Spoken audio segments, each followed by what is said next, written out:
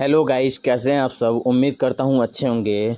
दोस्तों, जैसा कि आप जानते हैं, टेक्नीशियन ग्रेड थर्ड का एग्ज़ाम पूर्ण रूप से संपन्न हो चुका है और बहुत सारे कैंडिडेट जो यह इंतज़ार कर रहे हैं कि आरआरबी टेक्नीशियन ग्रेड थर्ड का फाइनल कट ऑफ क्या रहने वाला है। तो दोस्तों, इस वीडियो के माध्यम से हम देखेंगे कि फाइनल कट ऑफ क्या रहने वाला है और कौन सी शिफ्ट ज़्यादा हार्ड थी और यहाँ पर इलेक्ट्रीशियन और फिटर और वेल्डर और 12th प्लस वालों का कट ऑफ जो है कितना रह सकता है। और साथ में हम यह भी देखेंगे कि क्या 95 नंबर जो बोल रहे थे कैंडिडेट या 90 नंबर बोल रहे थे, वह जो है कितने पर आ करके अब अटक गए हैं आफ्टर आंसर की, यानी कि आंसर की आने के बाद से।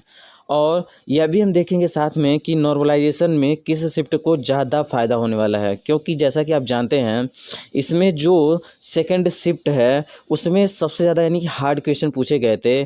तो वही चीज़ हम इस वीडियो के माध्यम से देखेंगे। तो दोस्तों, वीडियो को स्टार्ट करने से पहले मैं आपसे रिक्वेस्ट करना चाहूँगा कि अगर आप इस चैनल पर नए हैं तो प्लीज़ वीडियो को लाइक कीजिए और चैनल को सब्सक्राइब कर लीजिए। और मुझे जो है बहुत ही ज़्यादा यानी कि बहुत ही ज़्यादा दिन से एक्टिव हूँ, लेकिन यहाँ पर कोई भी सफलता ज़्यादा नहीं मिली है, तो इसलिए प्लीज़ वीडियो को सपोर्ट ज़रूर करें।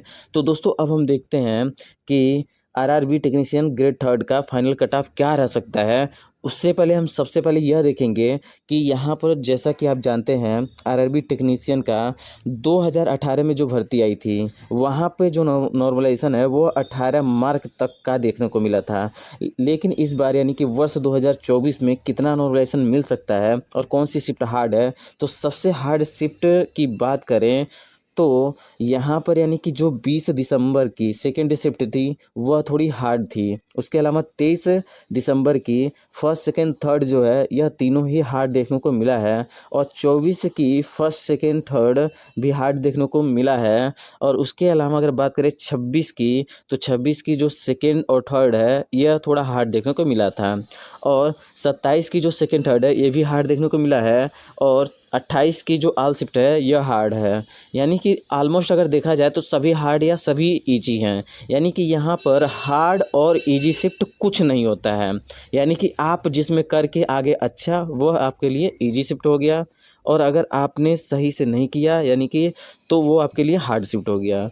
तो यहाँ पर ओवरऑल देखा जाता है, यानी कि जितने भी कैंडिडेट हैं उनका टोटल यहाँ पर इजी या यानी कि अगर ज़्यादा मार्क आ रहे हैं तो वो शिफ्ट इजी हो गई। और जिस शिफ्ट में सबसे ज़्यादा मार्क आ रहे हैं वह शिफ्ट हार्ड मतलब वह शिफ्ट इजी हो गई, और जिसमें कम आ रहे हैं वो हार्ड हो गई। तो ऐसा ही है, यानी कि इसका कोई स्पेसिफिक फार्मूला नहीं है कि कौन सी शिफ्ट हार्ड होती है और कौन सी शिफ्ट इजी होती है। अब हम यहाँ पर देखते हैं कि 2018 में नॉर्मलाइजेशन किस यहाँ पर यानी कि किस हिसाब से मिला था। तो 2018 में देखा जाए तो किसी कैंडिडेट के 12 नंबर, किसी के 14, किसी का 16, किसी का 18 और किसी का 20 नंबर तक भी बढ़े थे। जी हाँ दोस्तों, इतने नंबर तक भी बढ़े थे वर्ष 2018 में, जो शिफ्ट बहुत ज़्यादा हार्ड थी। तो यहाँ पर हम बात करें सबसे ज़्यादा हार्ड शिफ्ट की, यानी कि अगर मैक्सिमम हार्ड शिफ्ट देखा जाए तो यह जो है 28, यानी कि 28 की सेकेंड शिफ्ट सबसे ज़्यादा हार्ड थी। यानी कि 28 की सेकेंड शिफ्ट थोड़ा सा हार्ड थी। उसके अलावा अगर देखा जाए तो सभी पेपर के जो सेकेंड शिफ्ट हैं वह जो है हार्ड थी। और यहाँ पर अगर देखा जाए जो नॉर्मलाइजेशन मिलने वाला है तो वह हार्ड शिफ्ट को 12 से 14 मार्क मिल सकता है। यानी कि जो मैक्सिमम जो है यहाँ पर 12 से 14 नंबर मिल सकता है हार्ड शिफ्ट को।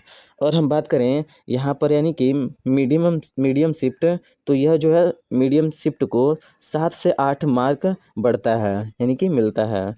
और अगर हम बात करें यहाँ पर इजी शिफ्ट का, तो इजी शिफ्ट का जो है वह यानी कि 2 से 3 मार्क बढ़ता है। यानी कि आप कह सकते हैं कि 1, 2 या 3 मार्क ही मात्र बढ़ते हैं। अब यहाँ पर हम देखते हैं जो यहाँ पर यानी कि सिलेक्शन होने वाला है वह कितना होने वाला है। तो जैसा कि आप जानते हैं यहाँ पर जो सिलेक्शन रेशियो है वो 1:1 रेशियो का सिलेक्शन है, यानी कि एक सीट पर एक कैंडिडेट का सिलेक्शन किया जाएगा। अब हम बात करते हैं टोटल वैकेंसी की। तो टोटल वैकेंसी जो है 14,298 है, जिसमें से यानी कि 1,092 सीट जो है वह ग्रेड फर्स्ट की है। तो अब इसमें से अगर माइनस किया जाए तो 13,206 जो है ग्रेड थर्ड की वैकेंसी है, यानी कि ग्रेड थर्ड की जो वैकेंसी है वो 13,206 है। अब हम दोस्तों देखते हैं यहाँ पर, जैसा कि आप जानते हैं प्रोसीजर जो है इसका, वह यानी कि CBT फर्स्ट वाले एग्ज़ाम होगा, उसके बाद से DB PhD होगी, उसके बाद से मेडिकल होगा, उसके बाद से ज्वाइन है। यानी कि यहाँ पर आपका CBT फर्स्ट होने के बाद से अब आपका कोई एग्ज़ाम नहीं होगा, सीधा डायरेक्ट डॉक्यूमेंट वेरिफिकेशन, उसके बाद से मेडिकल, उसके बाद से ज्वाइनिंग हो जाएगी। अब हम अगर बात करें आगे, यानी कि यहाँ पर अटेम्प्ट और एक्यूरेसी की, यानी कि यहाँ पर बहुत सारे कैंडिडेट जो बहुत ही ज़्यादा अटेम्प्ट यानी कि 95, कोई 100 या 92, 95 ऐसे ही अटेम्प्ट करके आए हैं। तो यहाँ पर आने के बाद से पता चल रहा है कि उनके जो है गलत यानी कि काफ़ी ज़्यादा हो रहे हैं, और उसकी वजह से उनका मार्क जो है काफ़ी ज़्यादा कम हो जा रहा है। तो रेलवे डिपार्टमेंट जो है एक्यूरेसी ज़्यादा मैटर करता है, यानी कि रेलवे में अगर आपको नौकरी लेनी है तो एक्यूरेसी जो है वह बहुत ही अच्छी रखनी पड़ेगी, जिसकी वजह से यहाँ पर नॉर्मलाइजेशन का थोड़ा सा बेनिफिट देखने को ज़रूर मिलता है। अब हम बात करते हैं फीटर और इलेक्ट्रीशियन का कट ऑफ कैसे रह सकता है, यानी कि फीटर और इलेक्ट्रीशियन का कट ऑफ जो थोड़ा सा ज़्यादा जाता है as compare diesel mechanics, RAC, MMB इनके कंपैरिजन में, यानी कि फीटर इलेक्ट्रिकल का ज़्यादा कट ऑफ रहता है। अब हम बात करें यानी कि कारपेंटर का, यानी कि डीजल मैकेनिक्स और RAC इन सब का जो है 3 से 4 मार्क कम होते हैं फीटर इलेक्ट्रिकल का कंपैरिजन में। उसके अलावा कारपेंटर का बात करें तो कट ऑफ जो है 5 से 6 मार्क कम होते हैं। अब हम बात करते हैं यहाँ पर, यानी कि अब हम बात करते हैं कि फाइनल कट ऑफ क्या रह सकता है। तो दोस्तों जो फाइनल कट ऑफ है वह आपका, यानी कि अगर आपने ITI पे अप्लाई किया हुआ है, यानी कि ITI पे देखा जाए तो यहाँ पर जो वैकेंसी है वो 11,806 हैं टोटल, और UR की जो है, तो यहाँ पर जो कट ऑफ है वह यानी कि UR की 63 से प्लस में, यानी कि 2 नंबर, यानी कि आप कह सकते हैं 63 to 65 रह सकती है। और आप अगर यहाँ पर मैक्सिमम अगर मान के चलें तो 65 से 70 जा सकती है रॉ मार्क, इससे ज़्यादा नहीं जाएगी। अब हम बात करते हैं EWS का, तो EWS का जो कट ऑफ है वह आपका मान लीजिए मैक्सिमम जो है आपका 58 मार्क जाएगा।